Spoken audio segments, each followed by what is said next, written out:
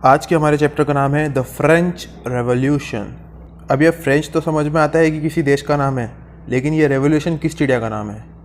Revolution का हिंदी में अर्थ होता है क्रांति, यानी अगर किसी देश में वहाँ के लोगों के द्वारा बहुत ही कम समय में एक बड़ा पॉलिटिकल चेंज लाया जाए तो वो रेवोल्यूशन कहलाएगा।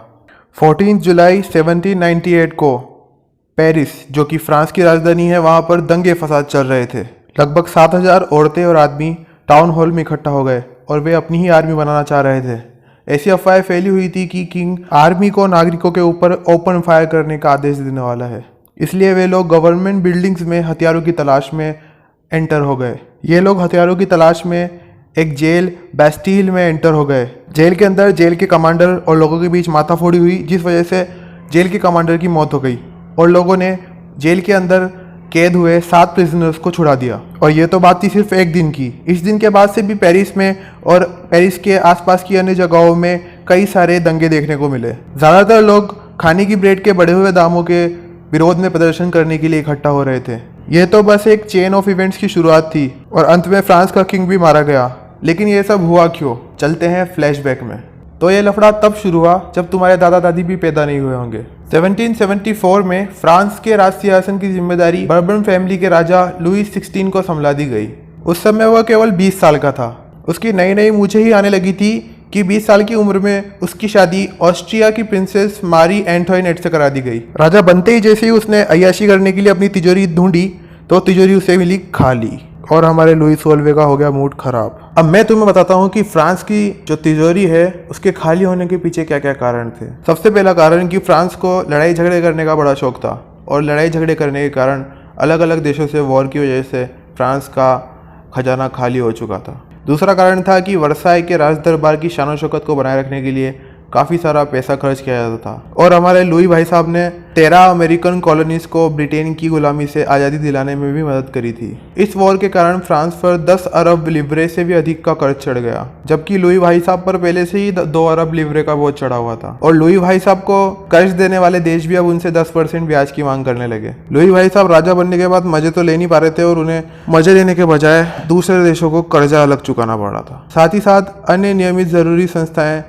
जैसे सेना के रखरखाव, राज दरबार के रखरखाव, सरकारी कार्यालयों, विश्वविद्यालयों को चलाने के लिए तो पैसा देना ही पड़ रहा था। तो लुई 16 हो गए बड़े परेशान। उन्होंने सोचा अब क्या करें, तो उन्होंने आइडिया निकाला कि पब्लिक पर टैक्स बढ़ा दिया जाए। लुई 16 ने टैक्सेस तो बढ़ाए, लेकिन टैक्स केवल थर्ड एस्टेट को देना पड़ता था। अब तुम सोच रहे होगे ये एस्टेट क्या होता है, बताता हूँ। जैसे अपने इंडिया में समाज को अलग अलग कैटेगरीज जैसे general, OBC, EWS, SC, ST में बांट रखा है, वैसे ही फ्रेंच सोसाइटी में उस समय 3 तरह के एस्टेट चलते थे। First estate, second estate and third estate. First estate को कहते थे क्लर्जी, जिसके अंदर पादरी और अन्य चर्च में काम करने वाले लोग आते थे।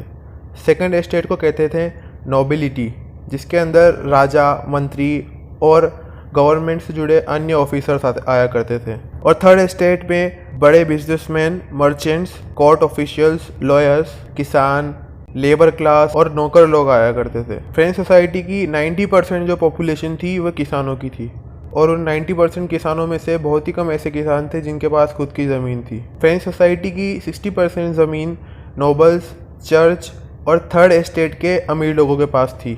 इसके साथ ही फर्स्ट और सेकंड एस्टेट के लोगों को कुछ फ़ायदे भी मिलते थे, जैसे कि फर्स्ट और सेकंड एस्टेट को टैक्स नहीं देना पड़ता था। थर्ड एस्टेट के गरीब किसानों को इनके घरों में, इनके खेतों में काम करना पड़ता था। इनके लिए आर्मी में सेवा देनी पड़ती थी और साथ ही इन लोगों के लिए रोड भी बनाने पड़ते थे। चर्च भी थर्ड एस्टेट के किसानों से ताइद के नाम से एक टैक्स लिया करता था। साथ ही साथ थर्ड एस्टेट के लोगों को राजा को भी कर चुकाना पड़ता था, जिसे कहा जाता था टाइल, और अन्य अप्रत्यक्ष टैक्स भी चुकाने पड़ते थे, जैसे नमक और तंबाकू जैसी रोजाना उपभोग की वस्तुओं पर लगाए जाने वाला टैक्स। मतलब फ्रेंच सोसाइटी में फर्स्ट एस्टेट और सेकंड एस्टेट के लोगों पर कोई टैक्स नहीं था और जो थर्ड एस्टेट के लोग थे उनका अल्लाह पक्के कट रहा था, जो देखो जो उनकी मार रहा था। 1715 में फ्रांस की जनसंख्या 2.3 करोड़ थी, जो 1789 में बढ़कर 2.8 करोड़ हो गई और पब्लिक को रोटी के लाले पड़ने लग गए। हमारे थर्ड एस्टेट के ज़्यादातर भाई लोग मजदूरी किया करते थे और उन मजदूरों की तनख्वाह मालिक लोग तय करते थे। मालिक लोग मजदूरों की तनख्वाह महंगाई के हिसाब से नहीं बढ़ा रहे थे, जिस वजह से मजदूरों की रोजी रोटी चलाना मुश्किल हो रहा था। हमारे किसान भाइयों की भी फसल कभी ओले गिरने के कारण या फिर कभी सूखा पड़ने के कारण ठीक तरह से नहीं हो पा रही थी। इससे उनके लिए रोजी रोटी का संकट पैदा हो गया था। तो आज का एपिसोड यहीं खत्म करते हैं। आगे क्या हुआ ये जानने के लिए देखिए अगला एपिसोड।